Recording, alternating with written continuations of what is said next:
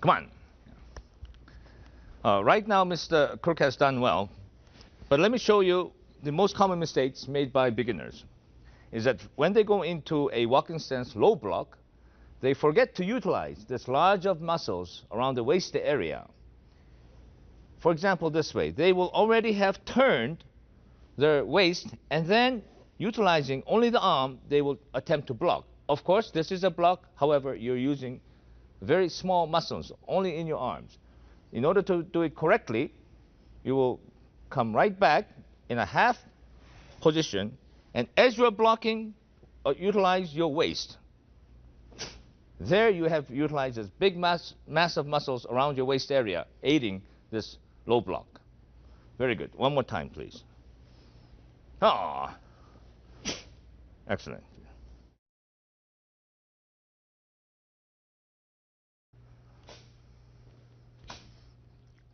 Come on.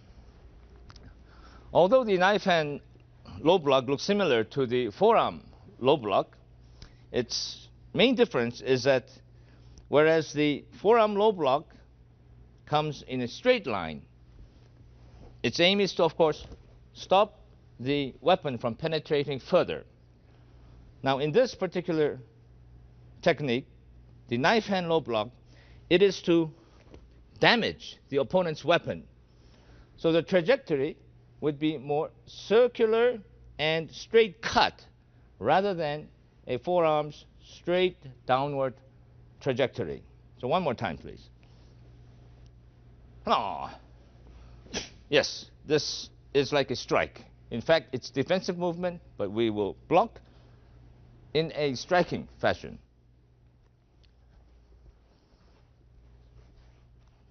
Okay, come on, hold it there. Here is a common problem for the beginners as well as experts, and that is we will be going to a half-facing position into an L stance. And because they know this, they already position their body into a half-facing position and utilize only this arm to do the blocking. Yes, arm is a blocking tool. However, the muscles here is nothing compared to the muscles around this area. In Taekwondo and in many martial arts, we want to utilize this nice mass to the fullest. Of course, the problem is the synchronization. When do you move that, and how do you synchronize it? First, in order to wind up this waist area, for the lack of description, our body has not turned to a side or full or half-facing position yet. All you've done is to cross the arm. And now, as the block starts to execute, you will hold this until the last minute and sort of in a whipping action, you mobilize the muscles around this area. Because the waist turns much faster than the arm, you have to be careful that your body has not pre-turned. One more time. Let's do it in a slow motion. Hana, bring it back. The arm starts to move. The body is still stationary until the last moment. Now, one thing you have to be very careful is that, of course, arm is connected to the shoulder area, but we want to utilize the mass around the waist rather than the shoulder. Okay, in a normal speed, please. Hello.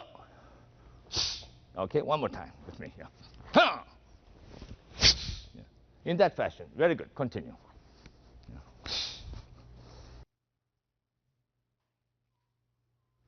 Come on.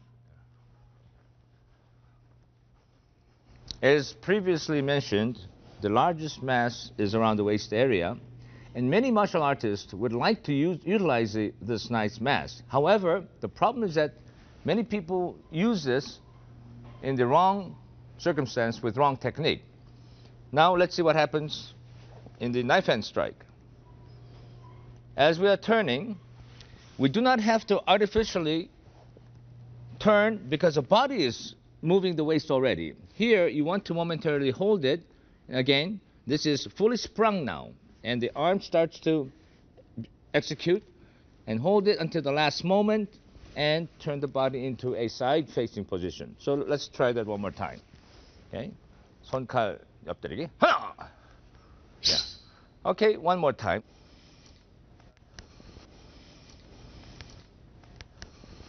From a chukamaki position, you would almost look like a baseball hitter whose waist is completely wound up. Okay, so hana. And from here, you would unleash the waist at the same time go into a half-facing position. Okay, hana. That is correct. Okay, all together one more time. Yeah. Yeah. So, hana. Okay, come on, paro.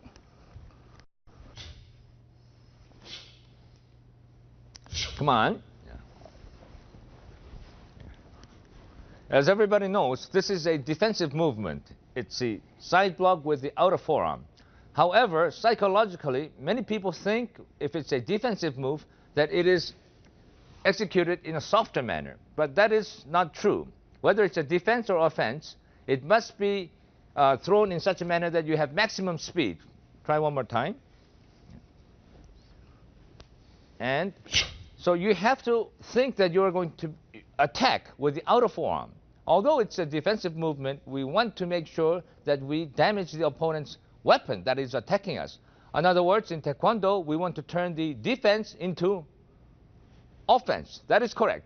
Defense is into offense. This is the uniqueness of Taekwondo techniques. So one more time, continue. Yeah. And that is right. This kind of block, of course, will make the opponent's weapon obsolete. Very good. Continue.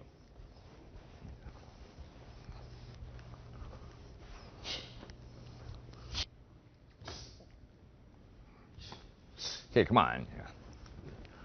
Many people understand that the waist turns with the direction of the hand, but they don't realize that sometimes the waist is rotated in a reverse manner, such as in a circular block. We shall see how it is performed. Yeah.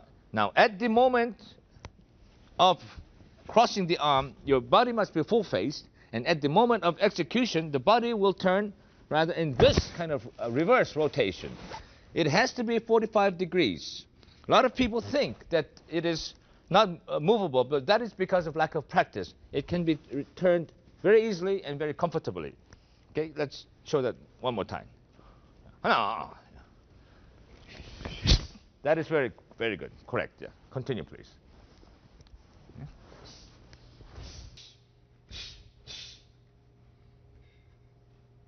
Okay, come on. Okay. Do that one more time, please. Okay. I think here we have a new set of series of movements. That the first, of course, as you know, is a hooking block. Yeah. The purpose is to grab. So when you're performing that movement, do not try to block it, as you may block the other hand out of reach if you strike at it. Remember, it's a wrist movement to grab. Okay, the next movement is, of course, reverse half and reverse grabbing, but at the same time, you're going to connect this with a punching motion.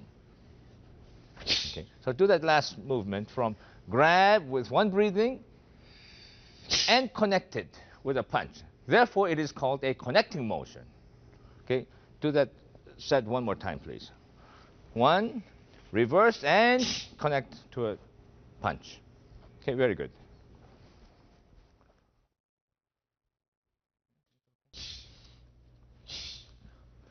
Okay, come on. Let's show that one more time. Remember, in Taekwondo, we have two types of jumping. One is to jump over an obstacle, and the other, such as this one, is to close a gap.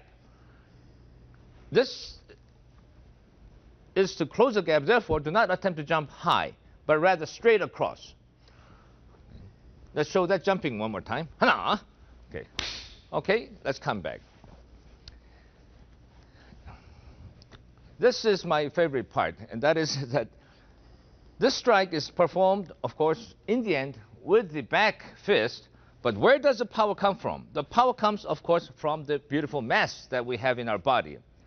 The mass stationary will not do anything. It has to be propelled forward, and that power transmitted to the back fist. So let's show one more time. Yeah. Here, yeah. Ah. Okay, one more time. He was a little bit too straight up. Therefore, that mass could not be utilized. Okay, so hit my fist by first projecting your body forward, and that's right. Now we have complete usage of the waist and the mass and transfer to here to the target. Very good. Continue.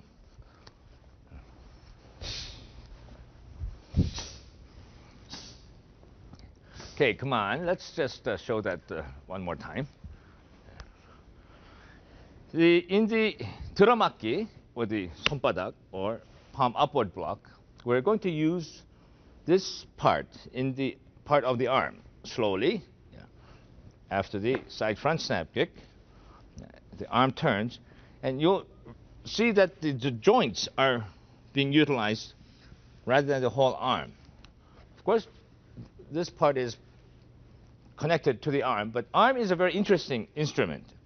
Like a magician's wand, it can be loosened with many joints, and when the joints are locked together, it becomes one strong, solid weapon. Okay. In this particular movement, it is a deflection. For example, a weapon coming, you'll deflect it and send it out of trajectory. It is not to crush or break the opponent's weapon, but to just send it out of the trajectory by hitting it off course. So here, speed is necessary, and to move the arm, it takes much more time than moving the joint. Here, we just want to have that sort of springing action with the joint. It moves much faster than moving the whole arm. So let's show that in whole one more time. 하나. Okay. And this one, as we are springing up, we want to show this sine wave motion also by bringing the body down. Okay, one more time, Mr. Morningstar. Ah. Yeah. And we have to remember that this is a springing action of the joint from the elbow to the palm. Okay, very good.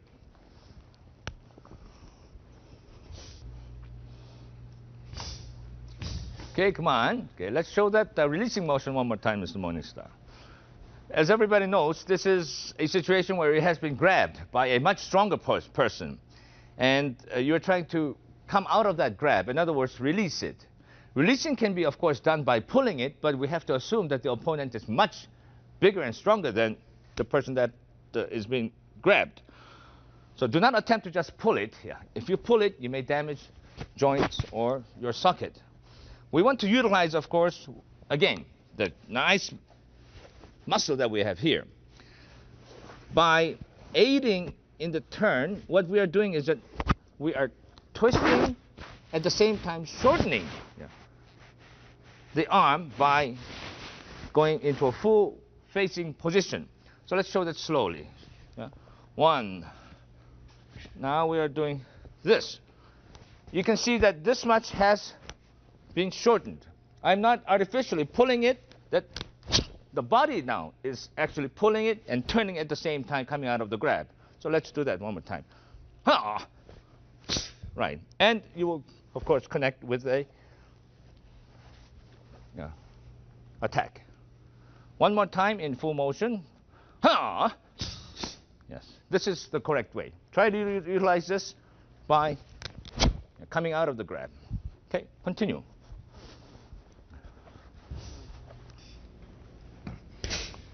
Okay, come on. Okay.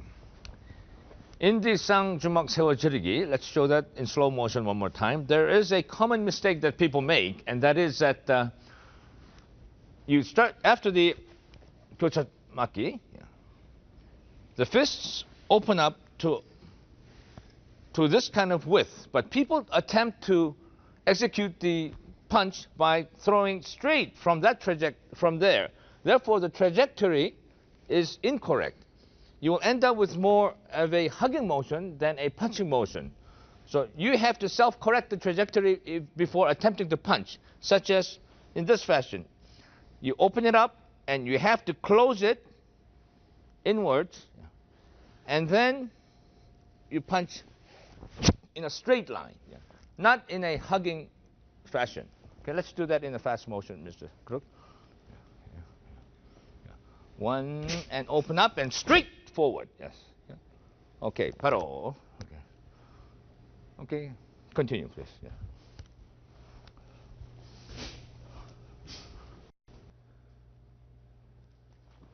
Okay, come on. Okay. Okay. Okay, jump. Okay. Earlier, I explained in Yulgoktul that jumping in that instance was to close the gap, but this one is to jump over an obstacle. Therefore, you will have to reach a higher height. At the same time, you must be prepared to block as you're landing. So let's show in normal motion one time.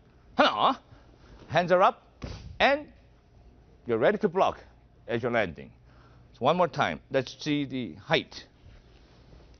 Supposing there is some obstacle, or you have to jump over some obstacle that is there, you will have to reach the height and assume that you are going to be attacked as you're landing. So the hand should be up in the air as your body is in the air. Up and perfect. Okay, continue.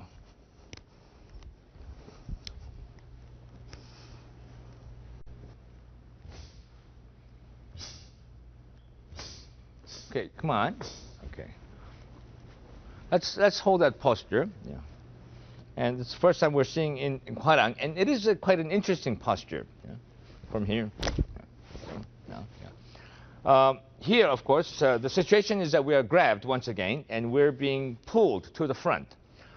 In order to prevent from being pulled off balance, we are lowering our center of gravity, but not the whole body. In fact, much of the weight is on the rear side, or the back leg in this case. Yeah. And try not to lift the heel too much, because then we'll be off balance. So now we have anchored our finger to the fist in order to do this. And the next movement is we are releasing our hand, and we're counter-attacking with the yapchagi, or side kick. Yeah. So in one motion, as you're pulling, you are doing a side kick. Okay, do that from a walking stance front punch, please. Yeah. Okay. Hana, this has to be one rapid motion. Exactly. Yeah. Okay, very nice. Continue.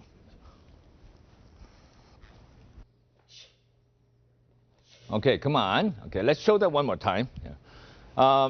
Many people make this common mistake, and that is that in their desire to kick high, they're not performing a correct back piercing kick, or tichagi. They prefer to kick with a turning side kick. Of course, you can go high, but this is a wrong technique as far as this pattern is concerned. So let's show that back kick one more time. One, and back kick straight. Hold it there. Yeah. The knee cannot come up this way. Then you will be performing a side kick. It will come under, close to the other leg, and kick straight back. Your back will be facing the opponent. This is a correct technique. Forget the idea of trying to kick only high for the sake of kicking high. We must concentrate on correct technique and the purpose of that particular kick. Okay, one more time. Kick and straight back to me. That's correct. Okay, continue.